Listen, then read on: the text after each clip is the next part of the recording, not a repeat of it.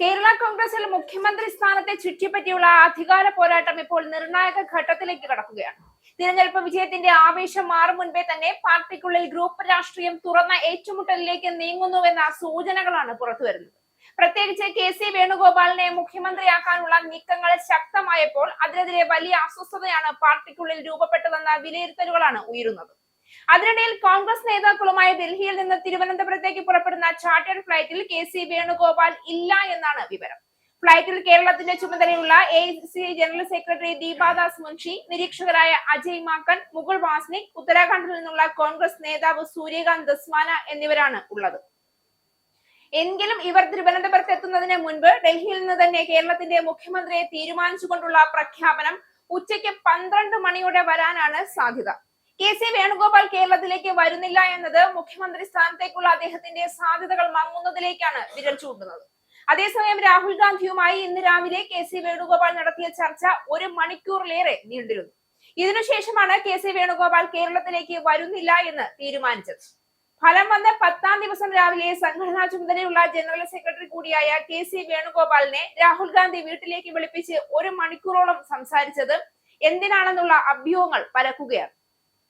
മുഖ്യമന്ത്രിയാകുന്ന കാര്യവും ഹൈക്കമാൻഡിന്റെ ഫോർമുലയും കൂടിക്കാഴ്ചയിൽ പങ്കുവച്ചതായാണ് സൂചന. കെ.സി. വേണുഗോപാലാണ് മുഖ്യമന്ത്രിയെങ്കിൽ നിയമസഭാ കക്ഷി യോഗത്തിന് മുൻപായി വി.ഡി. സതീശനോടും രമേശ് ചെന്നിത്തലയോടും ഹൈക്കമാൻഡ് ആ തീരുമാനം അറിയിക്കുകയും ഫോർമുല ഉണ്ടെങ്കിൽ അത് വിശദീകരിക്കുകയും ചെയ്യും. കെ.സി. അല്ലെങ്കിൽ പകരം കെ.സി. നിർദ്ദേശിക്കുന്ന പേര് അംഗീകരിക്കുമോ എന്ന ചോദ്യവും ഉയരുന്നുണ്ട്. കെ.സി. പിന്മാറുകയാണെങ്കിൽ അദ്ദേഹം താല്പര്യപ്പെടുന്ന രമേശ് ചെന്നിത്തലയ്ക്ക് സാധ്യത തെളിയുമോ? അതല്ലെങ്കിൽ മന്ത്രിസ്ഥാനങ്ങൾ സംബന്ധിച്ച് കെ.സി. പക്ഷത്തിന് എന്തെങ്കിലും ഉറപ്പുകൾ നൽകുമോ? അതല്ലെങ്കിൽ കെ.സിക്ക് കൂടി സ്വീകാര്യമായ ഫോർമുല എന്താണെന്ന ആകാംക്ഷയും ഉണ്ട്. കേരള രാഷ്ട്രീയത്തിൽ വർഷങ്ങൾ പ്രവർത്തിച്ചിട്ടും ജനങ്ങൾക്കിടയിൽ ശക്തമായ ജനകീയ സ്വാധീനം സൃഷ്ടിക്കാൻ കെ.സി. വേണുഗോപാലിന് സാധിച്ചിട്ടില്ല എന്ന വിമർശനം കോൺഗ്രസിനകത്ത് തന്നെ ശക്തമാണ്. സംഘടനാ തലത്തിൽ ദേശീയ നേതൃത്വവുമായി അടുത്ത ബന്ധമുണ്ട് എന്നതൊഴിച്ചാൽ സംസ്ഥാന രാഷ്ട്രീയത്തിൽ ജനങ്ങളുടെ മനസ്സിൽ ഒരു സ്വതന്ത്ര നേതൃ പ്രതിച്ഛായ സൃഷ്ടിക്കാൻ അദ്ദേഹത്തിന് കഴിഞ്ഞിട്ടില്ല എന്നതാണ് എതിർപക്ഷം പറയുന്നത്. അതേസമയം വി.ഡി. സതീശൻ കഴിഞ്ഞ കുറച്ചു വർഷങ്ങളായി പ്രതിപക്ഷ നേതാവെന്ന നിലയിൽ നടത്തിയ ശക്തമായ രാഷ്ട്രീയ പോരാട്ടങ്ങളിലൂടെ കോൺഗ്രസിന്റെ മുഖമായി മാറിയെന്നാണ് അദ്ദേഹത്തിന്റെ അനുയായികൾ അവകാശപ്പെടുന്നത്. ഇവിടെയാണ് ഇപ്പോഴത്തെ സംഘർഷത്തിന്റെ ആഴം. തിരഞ്ഞെടുപ്പ് കാലത്ത് യു.ഡി.എഫിനെ മുന്നിൽ നിന്ന് നയിച്ചതും സർക്കാരിനെതിരെ ശക്തമായ നിലപാടുകൾ എടുത്തതും ജനകീയ വിഷയങ്ങളിൽ നിരന്തരം സജീവമായതും വി.ഡി. സതീശനാണ് എന്നാണ് അദ്ദേഹത്തെ പിന്തുണയ്ക്കുന്നവരുടെ വാദം. അത്തരമൊരു നേതാവിനെ മാറ്റി നിർത്തി ഡൽഹി നേതൃത്വത്തിന്റെ ഇഷ്ട സ്ഥാനാർത്ഥി എന്ന രീതിയിൽ മറ്റൊരാളെ മുഖ്യമന്ത്രിയാക്കാൻ ശ്രമിച്ചാൽ അതിന് വലിയ രാഷ്ട്രീയ പ്രത്യാഘാതം ഉണ്ടാകുമെന്നാണ് അവർ മുന്നറിയിപ്പ് നൽകുന്നത്. ഇപ്പോൾ പാർട്ടിക്കുള്ളിൽ ഉയരുന്ന പ്രധാന ആശങ്കയും അതുതന്നെയാണ്. വി.ഡിയെ തള്ളിയാൽ പാർട്ടി പിളരുമെന്ന വിലയിരുത്തൽ പല കോൺഗ്രസ് പ്രവർത്തകരിലും ശക്തമാണ്. കാരണം യുവാക്കളും പ്രവർത്തകരും വലിയ രീതിയിൽ സതീശനെ ചുറ്റിപ്പറ്റിയാണ് ഇപ്പോൾ ഏകോപിപ്പിക്കപ്പെട്ടിരിക്കുന്നത്. അദ്ദേഹത്തെ മാറ്റി നിർത്തുന്നത് ഒരു വ്യക്തിയെ മാത്രം അവഗണിക്കുന്ന കാര്യമല്ല. തിരഞ്ഞെടുപ്പിൽ പ്രവർത്തിച്ച വലിയൊരു വിഭാഗത്തിന്റെ ആത്മവിശ്വാസത്തെ തന്നെ തകർക്കുന്നതായിരിക്കും എന്നാണ് വിലയിരുത്തൽ.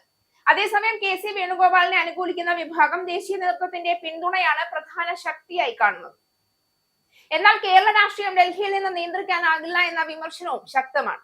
കേരളത്തിലെ യഥാർത്ഥ രാഷ്ട്രീയവും ജനകീയ സ്വാധീനവും കണക്കാക്കാതെ ഒത്തുതീർപ്പ് മുഖ്യമന്ത്രിയെ കണ്ടെത്താനുള്ള ശ്രമം കോൺഗ്രസിനെ വലിയ പ്രതിസന്ധിയിലാക്കുമെന്നാണ് രാഷ്ട്രീയ നിരീക്ഷകർ ചൂണ്ടിക്കാണിക്കുന്നത്.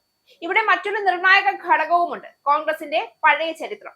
ഗ്രൂപ്പ് രാഷ്ട്രീയം കാരണം അധികാരം നഷ്ടപ്പെട്ട അനുഭവങ്ങൾ പാർട്ടിക്ക് മുൻപും ഉണ്ടായിട്ടുണ്ട്. K Karunakaran, AK. ആന്റണി കാലഘട്ടം, അതുമുതൽ ഉമ്മൻചാണ്ടി, രമേശ് ചെന്നിത്തല വിഭാഗീയത വരെ ആഭ്യന്തര പോരാട്ടങ്ങൾ കോൺഗ്രസിനെ പലപ്പോഴും തകർത്തിട്ടുണ്ട്. ഇപ്പോൾ അതേ അവസ്ഥ വീണ്ടും ആവർത്തിക്കപ്പെടുന്നുവെന്ന ആശങ്കയാണ് ഉയരുന്നത്. വി.ഡി. സതീശനെ മാറ്റി നിർത്തി മറ്റൊരു മുഖത്തെ മുന്നോട്ട് കൊണ്ടുവരാനുള്ള ശ്രമം ശക്തമായാൽ അത് വെറും പ്രതിഷേധത്തിൽ ഒതുങ്ങില്ല എന്നും ചിലർ തുറന്നു പറയുന്നു. പ്രവർത്തകർ പാർട്ടി വിടുക, ആഭ്യന്തര കലാപം ശക്തമാക്കുക, ഭരണത്തിന്റെ തുടക്കത്തിൽ തന്നെ അസ്വസ്ഥത ഉണ്ടാവുക തുടങ്ങിയ പ്രത്യാഘാതങ്ങൾ ഉണ്ടാകാമെന്ന മുന്നറിയിപ്പും ഉയരുന്നുണ്ട്. ജനങ്ങൾ ഇപ്പോൾ ശ്രദ്ധിക്കുന്നത് മറ്റൊരു കാര്യമാണ്: തിരഞ്ഞെടുപ്പിൽ വിജയിച്ച പാർട്ടി ഭരണം രൂപീകരിക്കാനാണോ ശ്രമിക്കുന്നത്, അല്ലെങ്കിൽ അധികാര കസേരയ്ക്കായുള്ള ആഭ്യന്തര പോരാട്ടത്തിലാണോ മുഴുകിയിരിക്കുന്നത്? ഈ ഘട്ടത്തിൽ കോൺഗ്രസിനുള്ളിലെ നേതൃത്വ പോരാട്ടം കൂടുതൽ രൂക്ഷമാകുന്നത് ജനങ്ങൾക്കിടയിലും നിരാശ സൃഷ്ടിക്കുന്നുണ്ട്. കോൺഗ്രസിന് മുന്നിലുള്ള ഏറ്റവും വലിയ പരീക്ഷണം ഇപ്പോൾ പ്രതിപക്ഷത്തെ നേരിടുന്നതല്ല, സ്വന്തം പാർട്ടിക്കുള്ളിലെ അസന്തോഷം നിയന്ത്രിക്കുന്നതാണ് എന്നതാണ് വാസ്തവം.